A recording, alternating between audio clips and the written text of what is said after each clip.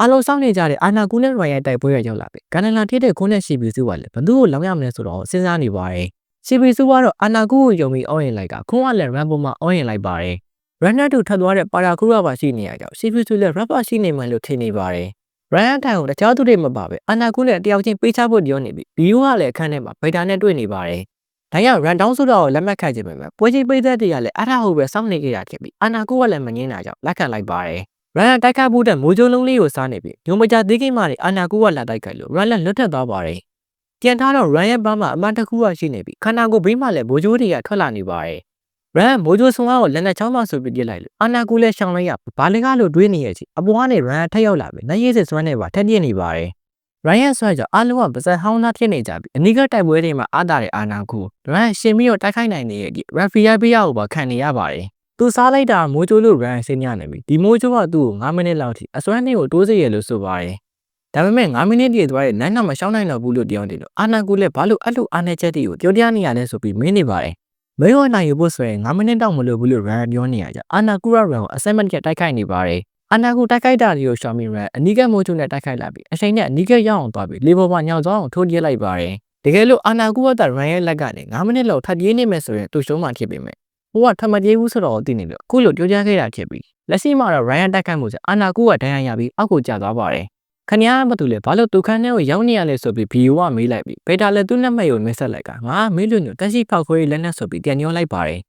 ညာတိုင်းပြောပြလို့အဲ့လိုစမ်းသပ်မှုတွေရသွားပြီလို့ဘီယိုကပြောနေပြီးအဲ့ဒါဆိုရင်ဘာလို့ဖားခုကတာဝါဖို့ဆက်ပြီးတက်ခိုင်းနေရလဲဆိုပြီးဘေတာကညှောလိုက်ပါတယ်အသေးစိတ်သိချင်ပါတီမှာသူ့ကိုလာမေးလို့ပြောပြီးကန်ထတာကရိုင်ယန်တက်ခိုက်မှုကနေတရားရန်သွားပြီအာနာကူကပြန်ပြီးတော့ထလာပြီးရန်ကိုတိုက်ခိုက်နေကမိုးချိုးနဲ့ပြက်မဲ့အလုံးမှာတိုက်ခိုက်ရေးကွင်းကိုထျက်စီးပစ်လိုက်တာကြောင့်ရန်အောင်မှအံ့ဩသွားပါတယ်ရန်နဲ့အာနာကူကအောက်မှာဆက်ပြီးတော့တိုက်ခိုက်နေကြပြီအားလုံးကလည်းဘယ်သူနိုင်မလဲဆိုတော့ခံမလို့မရဖြစ်နေကြပါမယ်ရန်နိုင်မယ်ဆိုတော့ခုံးကယုံနေပါတယ်ဒါပေမဲ့အာနာကူစိတ်ဆွားတဲ့အတိုင်းရန်သွားပြီးတိုက်ခိုက်မိရကြဘယ်သူနိုင်မယ်ဆိုတော့မခံမမိကြတယ်လို့ညောက်ကလည်းရှင်ပြီးတော့ထိုးနေပါတယ်အဲ့ဒီချိန်ပါရာကူရဲ့ရေတွေကနေထွက်လာတာကြောင့်တန်ကောင်သားလည်းရေလေးကိုကြာသွားပြီးရှုံသွားပါတယ်အာခီမဲဒီရဲ့ရေထဲကိုရောက်နေတဲ့ဟက်စီကိုအဆောင်တယောက်ကရောက်လာပြီးသူ့ရဲ့လက်ဆွဲတော်ဓာတ်မှာရှိမနေတဲ့ဟက်စကဘလို့တိုက်ခိုက်ရမလဲဆိုတော့တိုင်မှတ်နေပါတယ်အဲ့လိုနဲ့ဘေးမှာတွေ့တဲ့အတန်တော့ကိုပဲဓာတ်လို့သုံးပြီးအဆောင်ကစ်တာတွေကိုကာနေပါတယ်ဟက်စကအဆောင်ကောင်ကိုတန်လုံးနဲ့အနိုင်ယူခဲ့လိုက်ပေမဲ့အဆောင်တော့သူ့ကိုယ်သူဖောက်ခွဲဖို့လုပ်နေရဲ့ချိန်အပေါ်ကနေလူတယောက်ကကြာလာပြီးအဆောင်ကိုအဆုံးသတ်ပေးလိုက်ပါတယ်ဟက်စကိုကူပေးတဲ့သူကလီယိုရိုဖြစ်နေပြီဟက်စကလည်းဒီထရကနေထွက်နိုင်မဲ့လေးလန်းကိုမင်းနေပါတယ်လီယိုရိုရဲ့ဖုန်းကနေအတန်ထွက်လာလို့လီယိုရိုလည်းဟက်စကိုအကူအညီတစ်ခုပြန်တောင်းနေပြန်ပါတယ်ခွန်းကကြိမ်မုံရနေထုတ်ခံလိုက်ရလို့အိုကြီးလည်းစိတ်တက်ကြနေပြီချိုင်းနဲ့ခွန်းကတော့ခွန်းကိုယောဂီထားအောင်ဆိုပြီးပြောနေပါတယ်ရက်ကလည်းသူ့ရဲ့ကြံကိုခက်စီးခဲ့တဲ့ပါရာခုကိုမကျေနပ်လို့ရှယ်တီးနေပြီစိတ်တို့နေရကြောင်းတခါတည်းဘီယိုကပါသွားခေါ်ဖို့လုပ်နေပါတယ်တစ်ဖက်မှာလည်းကန်နလာဖြစ်တဲ့ခွန်းကအာနာကူနဲ့ရန်ရဲ့တိုက်ပွဲကတရေဖြစ်တဲ့အကြောင်းကိုရှင်းပြနေပါတယ်ပါရာခုကရှုံးမိသားကိုလာနောက်ချက်တာကြောင့်သူတို့ရဲ့တိုက်ပွဲကအနိုင်ရှုံးဆုံးဖြတ်လို့မရဘူးလို့ဆိုပါတယ်ဘီယိုကလည်း MLE ကိုမေးပြီးပါတီမှာရှိနေတဲ့ဘေတာစီကိုရောက်လာပါတယ်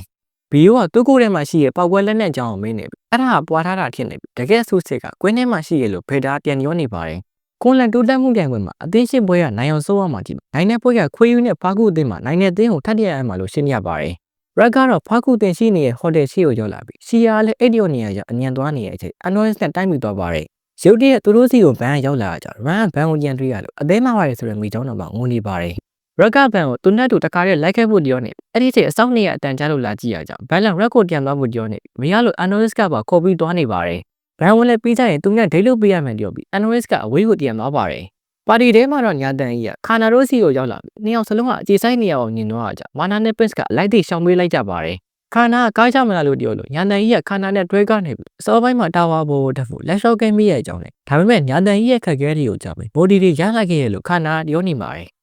ညာတန်ကြီးကလည်းဆိုဗီယက်နဲ့တွေးခဲ့တဲ့အကြောင်းကိုပြောပြနေတယ်သူတို့တွေဒီလိုဖြစ်မဲ့ဆိုတော့သိရတဲ့နဲ့ဆိုဗီယက်သူ့ပြည်သနာတွေကိုဆက်လုပ်ခဲ့ရအကြောင်းသူတို့ဘက်မှာဂယူးဆိုင်ပေးခဲ့တာတွေကဒီတိုင်းဟန်ဆောင်ခဲ့တာလားဆိုပြီးပြောနေပါတယ်ရုတ်တရက်ခါနာညာတန်ကြီးရဲ့လက်ကိုကိုင်လိုက်ဘေးကနေချောင်းကြီးနေရဲ့မာနာဘုတ်ပါတွေ့သွားတာကြောင့်ညာတန်ကြီးပြန်ဝင်ပြီးခါနာရိုးစီကိုပြန်လာမယ်ဆိုပြီးပြောနေပါတယ်နော်ဗေးကဘီယိုရဲ့တငယ်ချင်းတွေကိုလူမမေ့အောင်လုပ်ပေးခဲ့တာဖြစ်လို့ဘီယိုကကျေးဇူးတင်နေပြီပြန်ဝင်ပြီးရင်သူကဖားခွေတွေကနေထွက်မှဆိုပြီးပြောလိုက်ပါတယ်နောက်နေ့မှတော့ပြန်မွေးရက်တစ်ဖက်ပြန်လည်စတင်ခဲ့ပြီးပြန်ရမဲ့ကျတဲ့ညာဘက်မှာတော့ဖားခွေနဲ့ခွေးယူတို့ကပြန်ကြရမှာဖြစ်ပြီးတာဘက်ပိုင်းမှာတော့အသေးရှစ်တင်ရပြန်ရမှာဖြစ်ပါတယ်တိုးတက်ရေးစီတင်မှာပထမဆုံးတယောက်ကအမှတ်တရဆိုပြီးအိုက်တန်နီကိုဝယ်တာလူတွေကိုစစ်ခေါ်တာကိုလုပ်လို့ရပါတယ်မိနစ်30တိုင်းမှာလည်းအမှတ်9000ကရနေမှာဖြစ်ပြီးတခြားဖွဲ့ကိုနိုင်ယူလိုက်ရင်တော့အမှတ်တသိန်းရမှာပါအလုံးနဲ့ပထမဆုံးပြန်ပွဲဝင်နေရပြန်ခွေးနဲ့ကိုရောက်လာကြပြီးဂိမ်းစားပြီးဆိုတော့နဲ့အိုကြီးရတော့လူစင်းခေါ်တဲ့နေရာကိုသွားနေပါတယ် တရားပေါ်မှာတော့အကောင်ကြီးရဲ့ဓာတ်မောင်းကိုတင်းမုံနဲ့ရိုက်ပြီးနိုင်ယူပြစ်လိုက်က။အကောင်ကြီးရဲ့နောက်ကိုလည်းဘတ်စပါးရောက်လာနေပြီးစီပီစုကလည်းမနေရမင်းသမီးနှစ်ပါးစီကလည်းလူသက်ချင်းတဲ့စိတ်တွေကိုအာရုံရနေရကြောင်းလက်နေပါတယ်။ဘတ်စပါးကတော့အကောင်ကြီးကိုအစိမ့်လက်နဲ့ရှင်းပြလိုက်ပြီးခွေးယူပွဲနဲ့ဖောက်ကူပွဲရဲ့ဆင်းရင်းနေရတော့ကျိုးရဲလက်မှာဖော်ထားတဲ့တော့ကိုရှာပြီးအနိုင်ရမယ့်စုကိုရှာရမှာဖြစ်ပါတယ်။ကျင်းနဲ့ကန်ဆယ်မှာလည်းပဲဒါရေစီးနဲ့တူရောက်လာနေပြီးဘီယူကခွေးယူရှိတဲ့နေရာကိုသူတယောက်တည်းထွက်သွားမယ်ဆိုပြီးသွားနေပါတယ်။တစ်ဖက်မှာအိုကြီးကတော့အဖွဲသားတွေစစ်ခေါ်တဲ့နေရာကိုရောက်လာပြီးအာဆယ်မန်စစ်ရုပ်ကသူ့ကိုစစ်ကော့မန်နီလန်းတွေကိုရှင်းပြပေးနေပါတယ်။အမတ်ကိုသုံးလိုက်ရဲ့ဒီရေကန်ကနေအဖွဲသားကိုစစ်ခေါ်လို့ရမှနေပြီးရှုံမီသားအသင်းကိုမှစစ်ခေါ်လို့ရတယ်ပြောတာကြောင့်ဖားကူတင်ရှုံသွားရင်ဘီယိုကိုစစ်ခေါ်လို့ရသေးတယ်ဆိုပြီးခွန်းကတွေးနေပါတယ်။ခွန်းကရေစုံအသွားနှစ်ဖက်ဓာတ်လိုအန်နီညာနဲ့ကွာတာကိုစစ်ခေါ်ဖို့ပြောနေတော့အမွှာနှကောင်သူတို့စီကိုရောက်လာပါတယ်။အားကြောင့်အိုကြီးလည်းကွာတာကိုအနည်းစစ်ခေါ်လိုက်ပြီးမှခွာမဲ့ကြကြီးက9မိနစ်ဖြစ်နေလို့တိုင်ပတ်သွားပါတယ်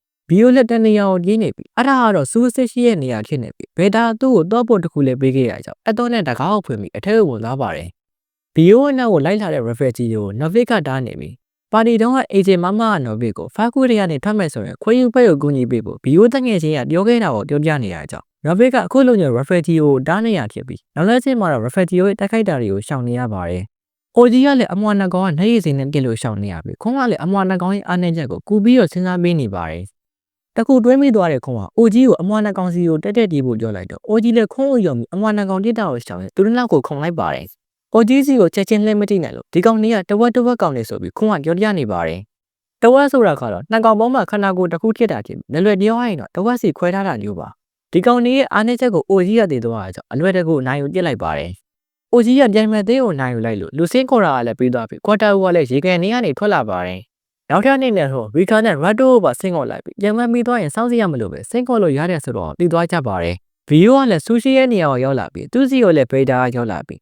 ဖာကူရီကဘယင်ကိုတတ်နိုင်မှလက်နဲ့လို့ထင်းနေရဲ့အကြောင်းကိုပြောပြလိုက်ပါတယ်။အရင်တုန်းကလူတယောက်ကတုံးဝဲစောက်တယောက်ကိုတက်လိုက်လို့ဖာကူဘေးကဂျိုင်ယက်တီကိုတတ်နိုင်မှလက်နဲ့လို့ထင်နေပေမဲ့ဒီကောင်ကြီးကအစာကလေးကတည်နေတာပါ။အဲဒါကြောင့်ဖာကူဖေးကတရားမဝင်လူသားလက်နက်တွေကိုဖန်တီးနေခဲ့တာဖြစ်ပြီး refugee ကလည်းဒီကြောင်းစုံကိုနော်ဗစ်ကိုရှင်းပြနေပါတယ်။နော်ဗစ်ရဲ့နောက်ကနေလည်းခိုးယူဖွဲ့ရဲ့နှစ်ယောက်ကရောက်လာပြီးသူတို့ကဘာလို့အလားတူလူသားဆန်းသတ်မှုတွေကိုလုံနေရတယ်ဆိုပြီးဗီယိုကမေးလိုက်ပါတယ်။သူလည်းသိချာမသိပေမဲ့ဘုရားသခင်ကတော့ရှင်းနိုင်တဲ့နှစ်ဆိုးကိုအတတ်သိမှုပါဒီဆိုးကိုလိုအပ်တာကြောင့်လို့ထင်ကြီးပေးနေအစားဖာကူတွေကစိုးကိုတခါတည်းမိထဲကိုထဲဖို့စီစဉ်ခဲ့ရဖြစ်ပေမဲ့ဆလီယာတွေကဘီယိုသစ္စာဖုံးမော်ကိုစိုးရိမ်နေကြောင်းစူးရဲ့အခွင့်ကိုပဲထည့်ပေးခဲ့ပြီးပြန်ပွဲပြီးမှအကုန်လုံးကိုထည့်ပေးမင်းကိုစူးနေတဲ့တိမ့်ပိုက်မှဆိုပြီးပြောနေပါတယ်ဘေတာကပြောဆဆနဲ့ဘီယိုကိုချုပ်လိုက်နှလုံးကိုလက်နဲ့ထိုးလိုက်ပါတယ်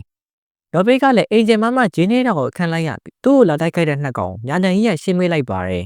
အေဂျင်မမပြစ်လိုက်တာကိုလည်းအစွမ်းနဲ့ကပေးလိုက်ပြီးနှစ်ကောင်သားလည်းပြေးနေဖာကူနဲ့ခွေယူပေါ်မယ်ဘီယိုကိုတုံးချနေရဆိုပြီးရှင်းပြနေပါတယ်